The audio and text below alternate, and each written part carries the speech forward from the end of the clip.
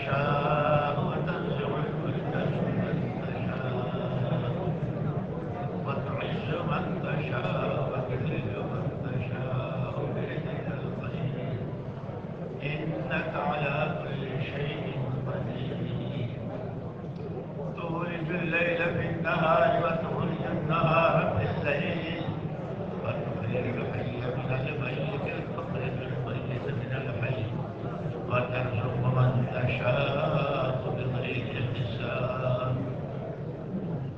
وقال رسول الله صلى الله تبارك وتعالى عليه وسلم إن هذا الخير خزائن وللخزائن مفاتيح فطوبى لعبد جعله الله مفتاحا للخير ومغلاقا للشر. وقال رسول الله صلى الله عليه وسلم الناس معادن كمعادن الذهب والفضة خيارهم في الجاهلية خيارهم في الإسلام إذا فقهوا أو كما قال رسول الله صلى الله عليه وسلم. قابل احترام اور قابل صدہ احترام بھائیوں، دوستوں، ساتھیوں، پہلی مبارکبادی تو میں اس کی دے رہا ہوں کہ اللہ جل جلالہ عم نوالہ نے ہمیں اس شہر میں جہاں میزبان رسول پاک صلی اللہ علیہ وسلم آرام فرما رہے ہیں، ہمیں یہاں یہ سعادت نصیب فرمائے. وہ بھی یہاں حضور کا پیغام ہی لے کر آئے تھے.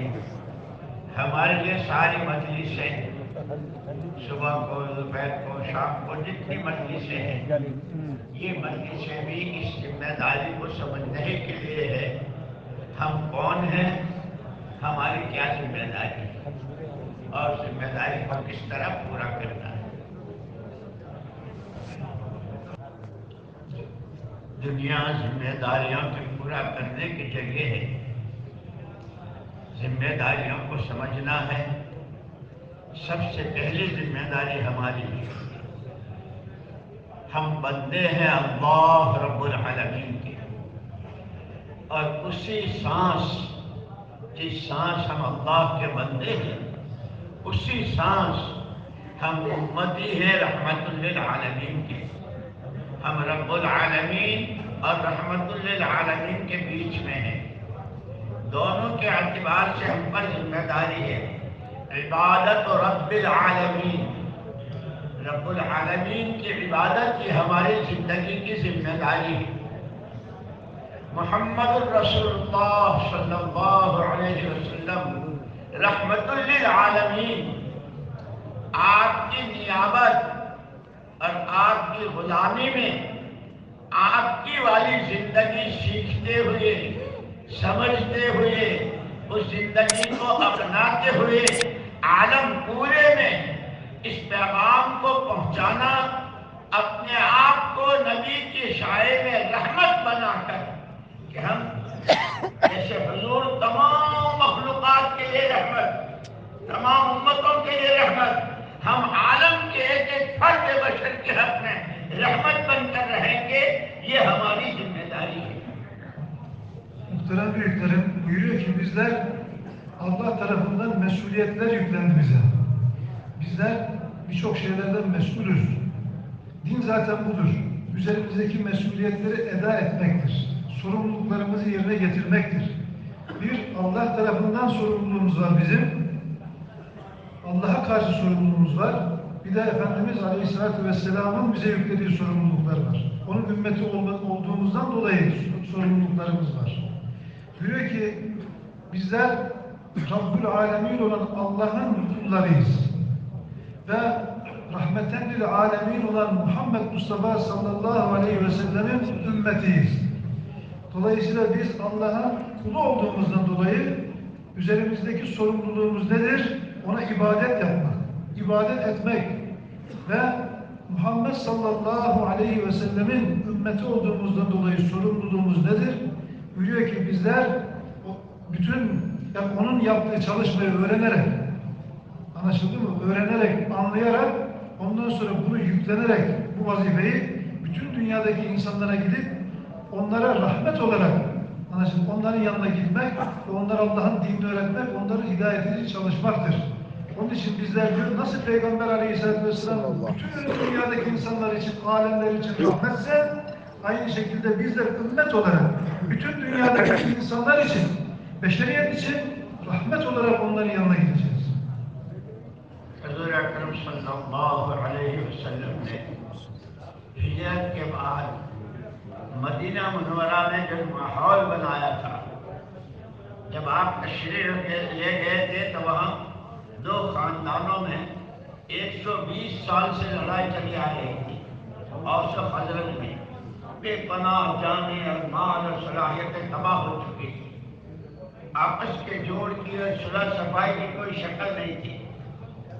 قربان جائیں حضور پاک صلی اللہ علیہ وسلم کی، انہوں نے آپ نے ان میں آپس میں صلح کرانے کے لیے زمینوں کے ٹکڑے، کپڑوں کے ٹکڑے اور دنیا کے سامان تقسیم نہیں کیے، یہ زمین تم لے لو اور یہ تم لے لو اور لڑو مت۔ آپ نے دو بنیادیں قائم فرمائی، جس کا اثر مدینہ منورہ کا ہر محلہ، ہر محلے کی ہر گلی، ہر گلی کا ہر گھر، ہر گھر کا ہر فرد، مرد، عورت، بچے، بوڑھے بڑے جتنے بھی تھے، سب کا ایک ہی نعرہ، سب کی ایک ہی آواز، ہم جو کچھ ہیں، بیٹوں کے باپ ہیں، باپ کے بیٹے ہیں، بیویوں کے شوہر ہیں، شوہروں کی بیویاں ہیں، کھیتوں کے اور باغات کے مالک ہیں، ہم مالدار ہیں، ہم غریب، یہ سب کچھ بعد میں، سب سے پہلے ہم بندے اللہ کے ہیں، اور اسی سانس ہم رحمت للعالمین صلی اللہ علیہ وسلم کے امتی۔ ان دو نسبتوں کے اعتبار سے ہماری سب سے پہلی ذمہ داری عبادت رب العالمین، نیابت رحمت للعالمین، یہ مدینے کے بچے بچے کی ایک ہی آواز کی طرف رب العالمین کی عبادت کیسے کریں گے؟ محمد رسول اللہ صلی اللہ علیہ وسلم تشریف فرما تھے، حضرت معاذ بن جبل رضی اللہ تعالیٰ عنہ مدینہ منورہ کے سب سے بڑے مفتی تھے، آپ نے فرمایا معاذ تمہیں معلوم ہے اللہ کا کیا حق ہے؟ اللہ کے پیارے نبی صلی اللہ علیہ وسلم آپ ہی بتائیں گے۔ آپ نے فرمایا اللہ کا حق اس کے علاوہ کسی کی عبادت نہیں کی جائے گی، لا شریک لہ ولا ند لہ ولا ضد لہ احد صمد لم یلد ولم یولد۔ عبادت صرف اللہ کی ہوگی۔ جب اللہ کو معبود برحق مانے گے تو اب آگے وہ کیا چاہتے ہیں، کس وقت چاہتے ہیں، کیسے چاہتے ہیں، وہ پوری شریعت محمدی سامنے آئے گی۔ Evet, buyurdular ki, peki Allah Celle Celaluhu'na nasıl ibadet yapacağız? Bunu Peygamberimiz sallallahu aleyhi ve sellem öğretti, nasıl ibadet yapacağımızı. Hz. Muaz bin Cebel radıyallahu anh büyük alimdi ve fetva veren bir sahabeydi, büyüklerdendi. Böyle ki büyük yolun karşısına aldı Efendimiz Aleyhisselatü Vesselam ve ona dedi ki, söyle bakalım ey Muaz, Allah'ın hakkı nedir? O dedi ki, ya Resulallah sen daha iyi bilirsin. Nedir? Dedi ki Allah'ın hakkı şudur ki ondan başkasına ibadet yapılmamasıdır. Evet, Allah'tan başkasına ibadet yapılmamasıdır ve ona ortak kimse koşulmamasıdır, şirk koşulmamasıdır. Ondan sonra ilave etti ki Allah'ın benzeri yoktur, Allah'ın eşi yoktur, Allah'ın ortağı yoktur. Anlaşıldı mı? Bunu bu şekilde diyor, kendi kalbimize yerleştireceğiz. Eğer bilirsek ki sadece ibadet yapılacak zat Allah'tır, o zaman bizden ne istiyor? Bizden istekleri ve talepleri nelerdir? O zaman diyor onları yerine getireceğiz. اسی لیے تمام انبیاء اور رسل علیہم الصلوۃ والتسلیمات کی جو جس امت کے لیے بھیجے گئے، جس قوم میں، جس علاقے میں بھیجے گئے، اور سب سے اخیر میں ہمارے آقا اور مولا محمد الرسول اللہ صلی اللہ علیہ وسلم کی سب کی مشترکہ ایک ہی آواز، قولوا لا الہ الا اللہ تفلحوا۔ تمام نبیوں کی پہلی پکار توحید خالص، اللہ ہی سب کچھ، اسی سے سب کچھ، کوئی کچھ نہیں، کسی کے ہاتھ میں کچھ نہیں، نفع نقصان عزت ذلت بنانی بگاڑنی صرف Allah gelsin. Buyuruyor ki bütün peygamberler, Enbiya aleyhissalatu vesselam kendi kavimlerine geldiler, gönderildiler. Çeşitli milletlere geldi peygamberler. Buyuruyor ki en sonunda Peygamberimiz sallallahu aleyhi ve sellem kıyamete kadar gelecek tüm insanların peygamberidir. Buyuruyor ki hepsinin bir sesi vardı, hepsinin bir nidası vardı. Hepsi diyordu ki ey insanlar, la ilahe illallah söyleyin, kurtulacaksınız. Bunu söylerseniz, bu kelimeyi söylerseniz kurtulacaksınız. Evet, dünyada da ahirette de kurtuluşunuz bu kelimeye bağlıdır. اسی صحابہ کرام رضوان اللہ تعالی علیہم اجمعین فرماتے ہیں تعلمنا الایمان ثم تعلمنا القرآن، پہلے ہم نے ایمان سیکھا، اس لیے کہتے ہیں ایمان سیکھا جائے گا، ایمان کو پکا پختہ بنایا جائے گا، ایمان کی حفاظت کی جائے گی اور ایمان کو دنیا میں پھیلایا جائے گا۔ ایمان بنانا، ایمان پکانا، ایمان بچانا اور ایمان کو پھیلانا، یہ پہلی ذمہ داری ہے ہر فرد امت کی۔ Onun için muhterem kardeşler, sahabe-i kiram derlerdi ki bizler önce iman öğrendik, ondan sonra Kur'an öğrendik. Onun için önce iman öğrendiler onlar, bizler de önce iman öğreneceğiz. Buyuruyor ki iman öğrenilecek bir şeydir. İman öğrenilecek bir şeydir. Buyuruyor ki onun için bizler imanı öğreneceğiz, imanı aynı zamanda kuvvetlendireceğiz, imanı pişireceğiz, imanı muhafaza edeceğiz ve ondan sonra imanı bütün dünyaya yayacağız. یہ ایمان بنانا ہے، ایمان بنے گا ایمان کی دعوت سے، ایمان پکے گا ایمان کے راستے کے مجاہدوں اور قربانیوں سے۔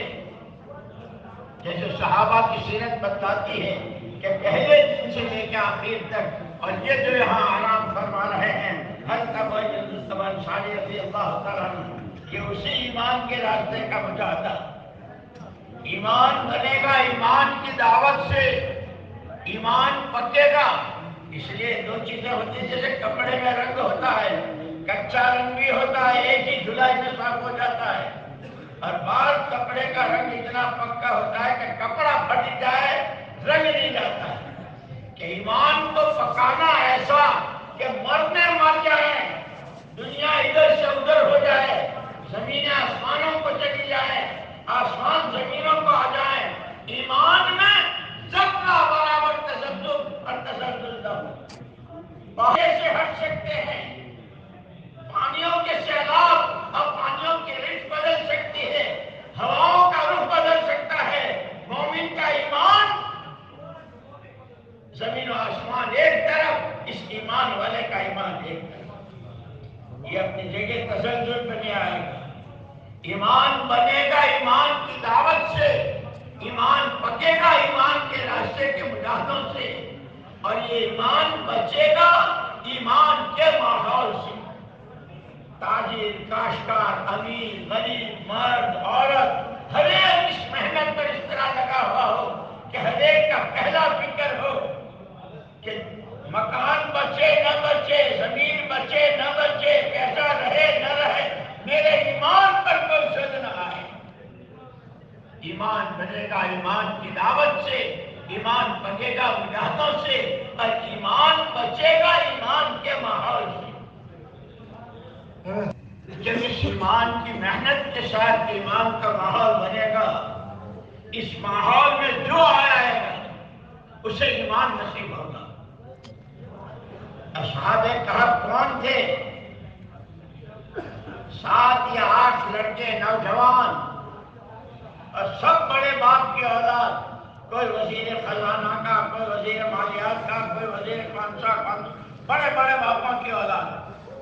اللہ نے ایمان کا مزہ چکھا دیا تھا، لوگوں نے ڈرایا ابا کی گدی جائے گی، ساری سہولتیں ختم ہو جائے گی، اور یوں ہوگا یوں ہوگا یوں ہوگا، لیکن وہ ایمان اندر میں رچ بس چکا تھا۔ ان کے ایمان کی برکت سے جو ماحول بنا ہوا تھا، اس ماحول میں کتا آ گیا۔ وَقَلْبُهُمْ بَاسِطٌ ذِرَاعَيْهِ بِالْوَصِيلِ، کتا آیا اور اس نے اپنے گلایاں پھیلا دی۔ سب جانتے ہیں کتا جہاں ہوگا وہاں رحمت کی بارشیں لے آئے۔ یہ ایک تنہا کتا ہے اصحاب کہف کا جو جنت میں جائے گا۔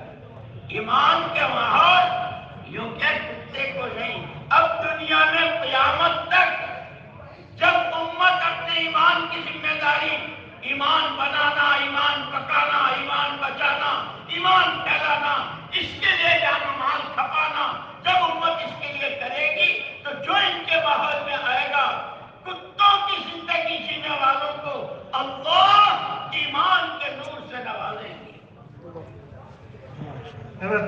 اسی لیے حضور پاک صلی اللہ علیہ وسلم نے فرمایا، بہت قابل مبارکباد، بہت قابل مبارکباد اللہ کا وہ بندہ اور اللہ کی وہ بندی جو خیر کے لیے چابی بنے اور شر کے لیے تالا بنے۔ خیر کے خزانے ہیں کہ جس کی جان، جس کا مال، جس کی صلاحیتیں، جس کے پاس جس کی جو حیثیت، ہر ایک ایمان بنانے اور ایمان کے لیے ایمان کے ہر تقاضے پر اپنی جان و مال کو لگانے والا، کہ یہ قابل مبارکباد۔ اور فرمایا حضور پاک صلی اللہ علیہ وسلم نے، القیس من دان نفسہ وعمل لما بعد الموت۔ بہت سمجھدار ہے، بہت سمجھدار ہے اللہ کا وہ بندہ جو اپنے پر قابو پائے، اپنی خواہشات پر، اپنے نفس پر قابو پائے، مرنے کے بعد کی زندگی میں کام آنے والے عمل کرے۔ یہ تو سب جانتے ہیں، بڑی بڑی دنیا کے کیسی حکومتیں، کیسی دولتیں، کیسی جاگیریں، کیسی جائیدادیں، اور دنیا میں کون کون آیا اور کون کون گیا، دنیا کا کوئی سامان اپنے ساتھ نہیں لے گئے، لیکن یہ ایمان ساتھ جائے گا۔ اور سب سے پہلا سوال اسی کا ہوگا۔ اسی لیے صحابہ کرام رضوان اللہ علیہم نے اسلام و ایمان سے پہلے ان کی اپنی جانیں، ان کا مال، ان کی صلاحیتیں لگ رہی تھی 600 سال تک۔ حضور پاک صلی اللہ علیہ وسلم کی بعثت سے پہلے 600 سال کا عرصہ بیچ میں، جب ہمارا آپ کا عقیدہ ہے کہ حضرت عیسیٰ ابن مریم علیہ السلام کو اللہ پاک نے زندہ آسمان پر اٹھا لیا، روئے زمین پر کوئی نبی اور کوئی پیغمبر نہیں تھے جو انسانوں کی رہبری کرتے، انسانوں کو آخرت سمجھاتے، عملوں کی قیمتیں بتاتے، گناہوں کی سزا سمجھاتے، کوئی نہیں تھا۔ ایک جہالت کی زندگی، یہاں تک کہ جنہوں نے تاریخ جاہلیت لکھی ہے انہوں نے یہ لکھا کہ اس زمانے کے لوگوں کی جہالت اس درجے کی تھی کہ ان کی جہالت بیان کرنے کے لیے ہمارے پاس لغت میں اور ڈکشنری میں الفاظ نہیں۔ آخری درجے اتر کر ہیرا سے سوئے قوم آئے، اتر کر ہیرا سے سوئے قوم آئے، ایک نسخہ کیمیا ساتھ لائے۔ 600 سال کے بعد، یہ 600 سال تک صرف اس لالچ میں تھے کہ کسریٰ کے دربار میں حاضری کا ہمارا پاس بن جائے، ہمیں ٹکٹ مل جائے، کیسر کے یہاں ہماری سیٹ ہو جائے۔ حضور پاک صلی اللہ علیہ وسلم نے جس دنیا پہ تم مر رہے ہو، جس کے لیے تم کٹ رہے ہو اور جس کے لیے تم اپنی انسانیت اور آدمیت کو کھو رہے ہو، سنو، اگر یہ ساتوں زمین و آسمان اور اس کے اندر جو کچھ ہے ایک مچھر کے پر کے برابر بھی اس کی قیمت ہوتی تو یہ سنسار بنانے والا کسی بے ایمان کو گھونٹ پانی نہ دیتا۔ لیکن یہ تم اس مچھر کے پر کی اس پر لڑے لو، تمام دنیا آخرت کی تمام بھلائیاں لے کر آیا ہوں، قولوا لا الہ الا اللہ تفلحوا۔ صحابہ کرام رضوان اللہ تجمعین کو سمجھایا، یہ خیر بتائی اور پھر بتایا آگے اس ایمان کی قیمت بتائی، ایمان کے کلمے کی قیمت، لا الہ الا اللہ محمد الرسول اللہ۔ جب کوئی زمین پر بیٹھ کر اس کلمے کو پڑھتا ہے، آسمانوں کو چیرتا ہوا عرش الہی کے سامنے جو نور کا ستون ہے اسے حرکت ملا، کہتے تھم جا، اللہ جل شانہ تھم جا۔ کیسے تھموں؟ ابھی کلمہ پڑھنے والے کی بخشش نہیں ہوئی ہے، میں نے اس کی بخشش کر دی۔ اس کلمے کے زمین پر بیٹھ کر پڑھنے پر آسمانوں کا چلتا ہوا جانا اور نورانی ستون میں جنبش و حرکت پیدا کرنا اللہ کی طرف سے مغفرت کا اعلان۔ پھر یہ ایمانی زندگی، پوری ایمان والی زندگی، کھانا پینا کمانا عبادت معاملات، یہ تو بہت تفصیلی، اور اس پر جو انعامات کے وعدے ہیں، ما لا عین رأت ولا اذن سمعت ولا خطر على قلب بشر۔ اس ایمان کو حاصل کرنے کے لیے یہ صحابہ کرام رضوان اللہ تجمعین کی پوری سیرت مبارکہ، اس لیے کہ ایمان اسلام سے پہلے ان کے دلوں میں اتری ہوئی تھی دنیا۔ کسریٰ کے دربار میں صرف ہمیں داخلے کا پاس مل جائے، اس کی قیمت تھی 2.5 لاکھ روپے۔ ان کے پاس کھانے کو نہ پینے کو نہ پہننے کو، قتل و غارت، خونریزی اور جو کچھ ہو سکتا تھا کہ کسی طرح 2.5 لاکھ کا مالک بننا ہے۔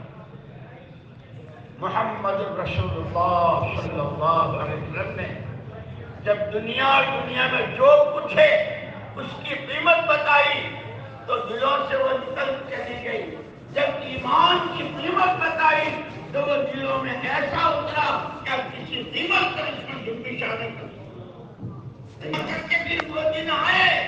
وہ دن آئے کہ اسی کسریٰ کا تاج ایک صحابی کی ٹھوکر میں آیا ہے، جبکہ اندھیری رات میں دھوپ کی شدت میں پیٹ پر پتھر بندھے ہوئی حالت میں حضور اکرم صلی اللہ علیہ وسلم نے پیشین گوئی فرمائی تھی، ایک وقت آئے گا کسریٰ کے کنگن سراقہ کے مالک کے ہاتھ میں اور کسریٰ کا تاج تمہارے ٹھوکروں میں۔ ایمان اللہ حق، اللہ کی ہر بات حق، محمد الرسول اللہ حق، آپ کا ہر ارشاد حق، یہ اندر میں ایسے اترا ہوا تھا۔ جب صحابی کی ٹھوکر میں آیا تو پوچھا، جانتے ہو کیا ہے؟ پہچانتے ہو؟ میں اس نبی کو پہچانتا ہوں جنہوں نے ان شدت کے حالات میں پیشن گوئی کی تھی، وہ سچے، اس کا اللہ سچا، آمنت باللہ و رسول۔ ایمان کی قیمت بتائی تھی، اب ایمان کے لیے سب کچھ لگانے کو تیار۔ اب فرما دیا حب الدنیا راس کل خطیئہ، دنیا کی محبت تمام گناہوں کی جڑ ہے۔ جب دنیا دلوں میں اتر جاتی ہے تو پھر آدمی سب کچھ کر لیتا ہے۔ یہ سب کچھ کر رہے تھے، لیکن جب ایمان اترا ہے تو 10 دفعے دنیا ہاتھ سے جائے آئے کوئی پرواہ نہیں، ایمان میں ذرہ برابر کوئی لچک نہیں ہے۔ یہی وجہ ہے یہ میزبان رسول صلی اللہ علیہ وسلم جو آپ کے ہاں آرام فرما رہے ہیں، ان کی قبر پکار کے کہہ رہی ہے کیسی سعادت تھی جو سعادت دنیا میں کسی کو نصیب نہیں، قیامت تک ہو سکتی ہے. حضور کے میزبان ہیں لیکن ایمان کا تقاضا. اب بچوں کے لیے کھانے کو نہیں ہے, اوڑھنے کو نہیں ہے, سردی کی سردی ہے, تقاضے ہیں, اس تقاضے پر چلے ہیں. یہاں تک کہ یہاں پہنچے جب بیمار ہوئے اور ان کی عیادت کے لیے گئے, کہا کوئی تمنا کوئی آرزو ہے؟ دنیا والے تمنائیں کرتے ہیں نا, میرا مکان بن جائے, میرا یوں ہو جائے, میرا یوں ہو جائے, دنیا کی تمنائیں کرتے ہیں. کیا تمنا کرتے ہیں؟ اللہ کے رسول صلی اللہ علیہ وسلم کا پیغام پہنچاتے ہوئے اگر میری جان راستے میں نکل جائے تو خبردار مجھے وہیں دفن مت کرنا, بلکہ میرے لاشے کو جہاں تک لے جا سکو. قیامت تو زمین گواہ دے گی. کیا وہ ایوب آئے تھے اللہ کا پیغام لے کر, نبی کا پیغام لے کر, جان کے ساتھ جان دے گی اور اخیر میں لاشا بھی گواہی دے گا کہ میں بھی تیرے راستے میں دفن ہوں. یہ سرزمین, یہ ترکی کی سرزمین دنیا کی زمینیں اگاتی ہے, اخراٹ کا بادام اور چہروزہ اور یہ وہ. یہ زمین آدمیوں کو اگاتی ہے, یہ آدمیوں کو اگاتی ہے. پڑھو تاریخ اپنی, کون آئے اور کیسے رہے اور کیا ہوا. میرے بزرگوں, اللہ نے بہت بڑی دولت دی ہے, بہت بڑی دولت دی ہے ایمان کی. اللہ کے یہاں کسی سے رشتے داری نہیں. ایمان عمل, ایمان عمل آخرت. اسی لیے تمام صحابہ کرام رضوان اللہ علیہم مشترکہ ایک ہی آواز تھی. جیسے میں نے مدینے والوں کی آواز سنائی تھی کہ ایک ہی آواز تھی, ہم اللہ کے بندے نبی کے امتی. ایسے ہی صحابہ روم گئے, فارس گئے, افریقہ گئے, جنگلوں میں گئے. جب بھی کسی نے پوچھا کیوں آئے ہو, دولت چاہیے, ملک چاہیے, عہدے چاہیے. ہمیں تو یہ سبق ہمارے آقا پہلے دن پڑھا کے گئے ہیں کہ لوگوں نے آ کر کے آپ سے کہا تھا آپ کو کیا چاہیے, تو سب سے کہا تھا اگر چاند و سورج لا کے رکھ دو تو بھی ایک پلک جھپکنے کے برابر اپنی ایمان کی دعوت سے نہیں رک سکتا. ہم بھی آئے ہیں اس لیے انما ہممنا الآخرہ, ہماری آخرت بن جائے. اور نبی کی نیابت میں در در کی ٹھوکریں کھا رہی ہے, اصل آخرت ہے. ہر ایک کی آخرت بن جائے, اس کے لیے بھوک پیاس سردی گرمی سب برداشت کرنے کو تیار ہے. حضور پاک صلی اللہ علیہ وسلم نے تمام صحابہ کرام رضوان اللہ تعالی اجمعین جن کو قیامت کے لیے نمونہ قرار دیا. حضرت عبداللہ بن عباس رضی اللہ تعالیٰ عنہ فرماتے ہیں من کان یستن منکم فلیستن بمن قد مات ابرهم قلوبا اعمقهم علما اقلهم تکلفا انتخبهم الله لصحبة نبيه ولنقل دینه. جان, مال اور صلاحیت یہ پوری دنیا کے تمام انسانوں کے درمیان مشترک ہیں.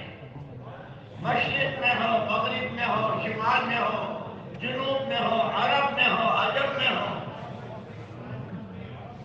جو آدم کا بیٹا, جو حوا کی بیٹی, اس کے پاس یہ تین چیزیں مشترک ہیں, جان, مال اور صلاحیت. حضور اکرم صلی اللہ علیہ وسلم نے صحابہ کو پہلے دن سمجھایا تھا یہ تینوں چیزیں تمہاری اپنی ملک نہیں ہے, تمہاری جائیداد نہیں ہے, یہ تمہارے پاس اللہ کی نعمت ہے اور اللہ کی امانت ہے. اس نعمت کی قدر کرنی ہے, اس پر نعمت میں اللہ اضافہ کرتے ہیں. امانت کو امانتداری کے ساتھ ادا کرنا ہے. یہ پہلے دن کا پہلا سبق تھا صحابہ کے لیے, اور وہی سبق میرے لیے اور آپ کے لیے اور پوری امت کے لیے. پاک صلی اللہ علیہ وسلم نے ہجرت کے بعد مدینے والوں سے کہا تھا مالی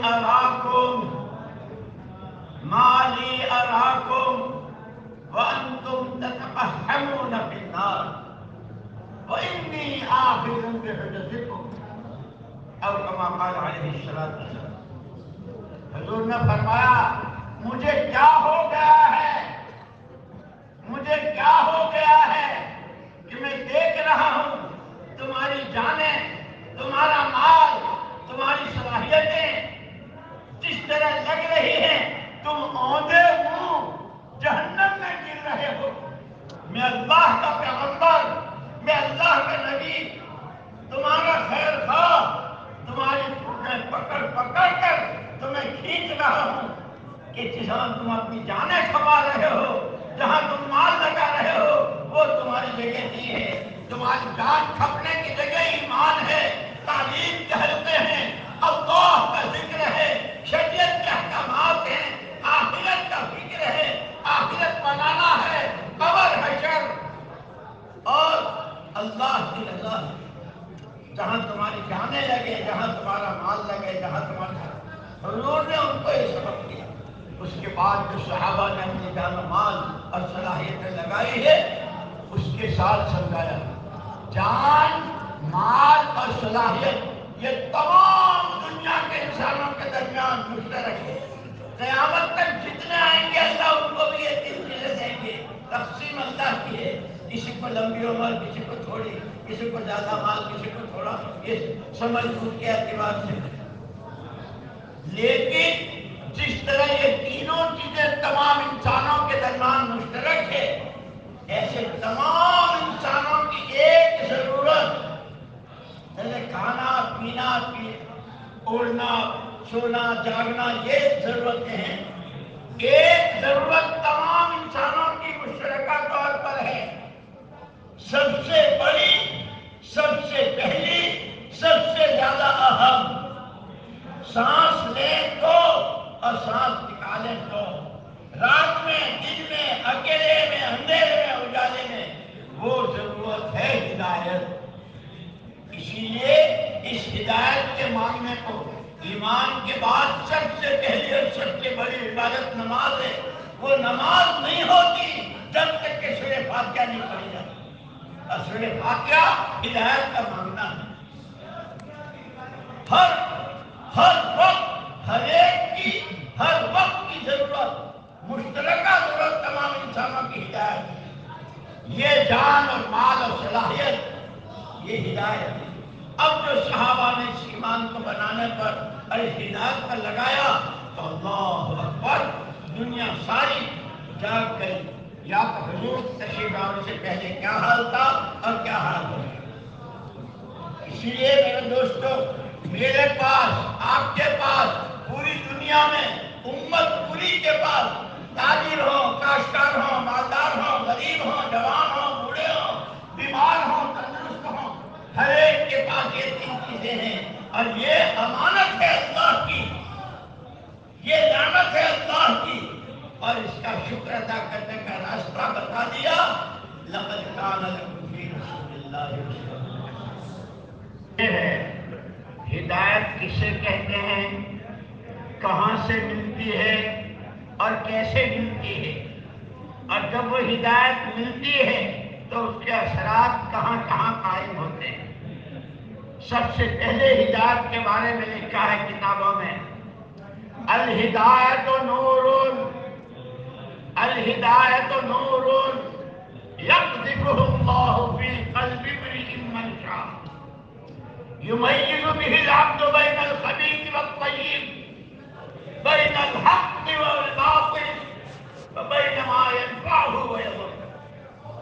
ہدایت وہ دلوں کا نور ہے جس کی روشنی میں آدمی اچھے اور برے کی، حق اور باطل کی، نفع اور نقصان کی تمیز کرتا ہے۔ جیسے چہرے کی دو آنکھوں سے راستہ دکھتا ہے، اونچا ہے، نیچا ہے، کھڈا ہے، کیچڑ ہے، کانٹے ہیں، خطرے کی جگہ ہے، جیسے چہرے کی آنکھوں سے چیزوں کا نفع نقصان سمجھ میں آتا ہے، یہ سانپ ہے، یہ رسی ہے، یہ ڈنڈا ہے، یہ سانپ آنکھوں سے نظر آتا ہے۔ جب دلوں میں ہدایت کا نور آتا ہے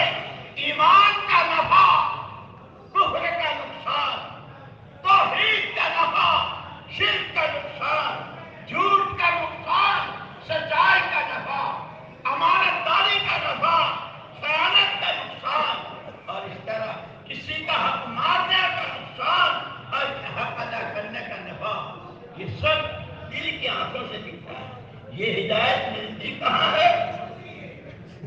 یہ مارکیٹوں میں، بازاروں میں، شو روموں میں، دنیا کی کسی منڈی میں؟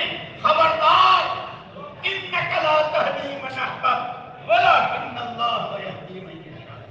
ہدایت صرف اللہ کے یہاں سے ملتی ہے، اللہ ہی ہدایت دیتے ہیں، وہی دلوں میں نور کرتے ہیں۔ یہ کہے سے اتنے مالدار بن جاؤ گے تو میں ہدایت دے دوں گا، تمہارے پاس اتنا بڑا بنگلہ ہوگا تو میں ہدایت دے دوں گا، تمہارے کپڑے اور سوٹ بوٹ بہت اچھے ہوں گے تو میں کوئی چیز نہیں۔ حضرت آدم سے لے کر علی نبینا علیہ السلام محمد رسول اللہ صلی اللہ علیہ وسلم تک جتنے نبیوں کو اللہ نے بھیجا، تمام نبی، تمام پیغمبر صرف اور صرف ہدایت کی محنت کے لیے۔ ہدایت نور ہے، ہدایت اللہ دیں گے، کاہے پر دیں گے؟ نبوت والی محنت کر دیں گے۔ یہ ہماری مجلسیں، یہ ہمارے جوڑ، یہ اس محنت پر اپنے آپ کو ڈالنے، اپنی جان و مال و صلاحیت پر کی ترتیب بنا لے، اور اس سب کے نتیجے میں انما ہممنا الآخرہ، ہمارے عزائم، ہمارے ارادے ہوا کرے دنیا والوں کے ارادے، یہ کوٹھی اور وہ بنگلہ، یہ زمین اور وہ مکان ہماری آخرت بن جائے، اور پھر رحمت للعالمین صلی اللہ علیہ وسلم کی نیابت میں عالم کے ایک ایک انسان کی زندگی کا رخ آخرت کی طرف ہو جائے۔ انسان ہیں، فرشتے نہیں ہیں، کھائیں گے، پیئیں گے، شادیاں کریں گے، لیکن جیسے حضور نے فرمایا ان الدنیا خلقت لکم وانکم خلقتم للآخرہ، یہ دنیا ساری تمہارے ہی لیے ہے اور تمہارے کام میں لگائی گئی ہے، تمہیں اس میں رہتے ہوئے اصل اپنی آخرت بنانی ہے۔ ہمارا یہ پورا مجمع اسی عزم و ارادے پر اپنی جان و مال کو لگائے ہے، اور ہزاروں میل دور ہے، گھر کا دروازہ بند ہے، لیکن اس کی شعاعیں درازوں کے راستے سے گھر میں داخل ہوتی ہے اور گھر کو روشن کر دیتی ہے۔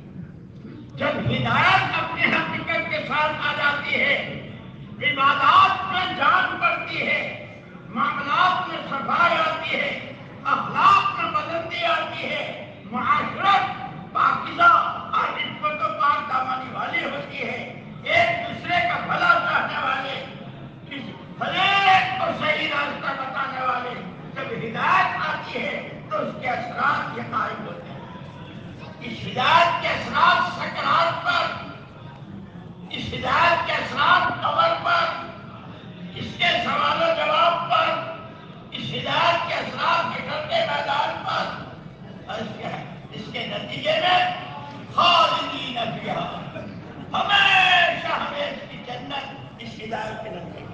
اسی لیے حضور پاک صلی اللہ علیہ وسلم نے فرمایا کہ ضلالت گمراہی ہے اور گمراہی کا نتیجہ جہنم ہے، ہدایت اس کا نتیجہ جنت ہے۔ اس ہدایت کا میں بھی محتاج ہوں، آپ بھی محتاج ہیں، اور تمام انسانوں کی مشترکہ ضرورت ہے، اور اس کے لیے وہی محنت ہے جو ہدایت کی محنت کرنے والے نبیوں نے اور تمام نبیوں کے سردار محمد صلی اللہ علیہ وسلم نے کی ہے۔ اور اللہ ہمارے بزرگوں کی قبروں کو نور سے منور فرمائے۔ اس محنت کا خلاصہ ان 6 نمبروں کی شکل میں اتنا آسان کر کے بتایا، اور پھر اس کے روزانہ کے، ہفتے والی، ماہانہ، سالانہ اور گھر میں باہر جہاں رہے اس سب کی ترتیب بتائی۔ بزرگوں، اس ہدایت کا میں بھی محتاج ہوں، آپ بھی محتاج ہیں، اور پوری بشریت محتاج ہے۔ ہدایت کی ٹھوس محنت، کامل و مکمل دین، الیوم اکملت لکم دینکم واتممت علیکم نعمتی ورضیت لکم الاسلام دینا۔ عرفات میں یہ آیت نازل ہوئی، حضور اکرم صلی اللہ علیہ وسلم امت سے رخصت ہو رہے ہیں، امت حضور پاک صلی اللہ علیہ وسلم سے رخصت ہو رہی ہے، اور آپ امت کے حوالے امت کو کر رہے ہیں۔ تمہارے اپنے دل میں اپنی ہدایت کی محنت، اور تمہیں میری نیابت میں اب میرے بعد کوئی نبی نہیں ہے، نبوت کا کام تمہیں کرنا ہے، ایک ایک انسان کا فکر کرنا ہے، پورا عالم تمہارے ذمہ ہے۔ میں نے شروع میں کہا تھا ہم کون ہیں، ہماری ذمہ داری کیا ہے، اس ذمہ داری کو کس طرح پورا کریں۔ ہم جو کچھ ہے وہ سب بعد میں ہے، بندے اللہ کے، امتی رحمت للعالمین صلی اللہ علیہ وسلم، اللہ کے حکموں والی زندگی خود جینا ہے، اور جینا اس وقت آئے گا جب اس کو سیکھیں گے۔ سیکھنا ہے، سمجھنا ہے، حکموں والی زندگی جینا ہے، اور پھر نبی کی نیابت میں 4 سمتوں کے انسانوں تک اللہ کی توحید خالص کا، محمد الرسول اللہ صلی اللہ علیہ وسلم کی رسالت و نبوت حقہ کا پیغام پہنچاتے ہوئے دنیا سے جانا، یہ ہماری ذمہ داری ہے۔ وَإِنَّهُ لَذِكْرٌ لَكَ وَلِقَوْمِكَ وَسَوْفَ تُسْأَلُونَ۔ پیارے پیغمبر صلی اللہ علیہ وسلم یہ جتنے نبیوں کے، قوموں کے، امتوں کے واقعات بیان کیے ہیں، فلانی قوم نے نبی کے ساتھ یہ کیا، اور فلانی امت نے یہ کیا، اور ہم نے ان کے ساتھ یہ کیا، یہ جتنا بیان کیا ہے یہ آپ کو ہم یاد دلا رہے ہیں، آپ کو اور آپ کے ماننے والوں کو ہم یاد دلا رہے ہیں، اور قیامت میں سب پوچھے جاؤ گے، ہم نے تمہیں جان دی تھی، مال دیا تھا، صلاحیت دی تھی، تمہارے پاس ہم نے آسمان سے کتاب بھیجی، قرآن بھیجا، رحمت للعالمین کو بھیجا، تمام نبیوں والی محنت کی ذمہ داری دی، تم نے اس کے بارے میں کیا کیا؟ میرے دوستو، اپنی آخرت کو سامنے رکھتے ہوئے مجھے اور آپ کو اپنی جان و مال کو اللہ کی امانت اور نعمت سمجھتے ہوئے، یہ تو بہت تھوڑا ہے۔ مولانا محمد الیاس صاحب رحمۃ اللہ علیہ فرماتے تھے، مسلمان کی جان، مال اور صلاحیت یہ تو ہے ہی دین کے لیے، ہاں انسان ہے، بشر ہیں، کھائیں گے، کمائیں گے، وہ قدرے ضرورت جان مال اس پر لگے گی، اصل ہماری جان و مال اسی کے لیے، اور اسی کنتم خیر امۃ نے بھی یہی سمجھایا ہے۔ اس لیے سارا مجمع جس سکون سے بیٹھا ہے بیٹھا رہے، اور اگلی بات کو میں آخر میں ختم کر کے جب کہوں گا اس کے بعد پھر تشکیل ہوگی، تو میں نے عرض کیا کہ یہ ذمہ داری کو سمجھنا ہے، خود اپنی ذات کی بھی حفاظت کرنی ہے، وہ انفسکم واہلکم نارا، اپنی اپنے گھر والوں کی، پوری امت کی، حضور پوری امت ہمارے حوالے کر کے گئے ہیں، پوری انسانیت کا ذمہ دار بنا کر گئے ہیں، اور یہ میراث ہے، حضور کی میراث ہے، حضور کا یہ دعوت حضور کی میراث ہے، اور جتنی دعائیں حضور نے کی ہے وہ ساری دعائیں بھی حضور میراث میں دے گئے ہیں۔ دعوت اور دعا، دعوت اور دعا، دنیا کہتی ہے ملک و مال، ہم کہتے ہیں دعوت و دعا، ہم kehte ہیں ایمان و اعمال۔ Evet, o söz bitene kadar hepiniz diyor, sabredin, hepiniz burada bekleyin, kimse yerinden kalkmasın. بس میرے بھائیوں اور دوستوں، ذمہ داری کو سمجھنا ہے، اور حضور کی میراث کی پوری حفاظت کرنی ہے۔ اس وقت میں جیسے برسات کا موسم ہوتا ہے، جب تک بارش نہیں ہوتی ہے تو سوکھی زمین چیختی ہے، پانی پانی پانی، جب بارش ہوتی ہے تو زمینیں لہلہا جاتی ہیں، کیسے کیسے باغات اور کیسے میوہ اور پھل اور کیا کیا سامنے آتا ہے۔ اس وقت امت کے دل سوکھ رہے ہیں، یہ میزبان رسول رضی اللہ تعالیٰ عنہ وارضاہ، اگر خشک زمینیں پانی کو پکارتی ہیں تو وہ یہ انصاری رضی اللہ عنہ کی قبر کی مٹی پکار رہی ہے، کہاں کھپ رہے ہو، کہاں تھک رہے ہو، جان و مال کہاں لگا رہے ہو،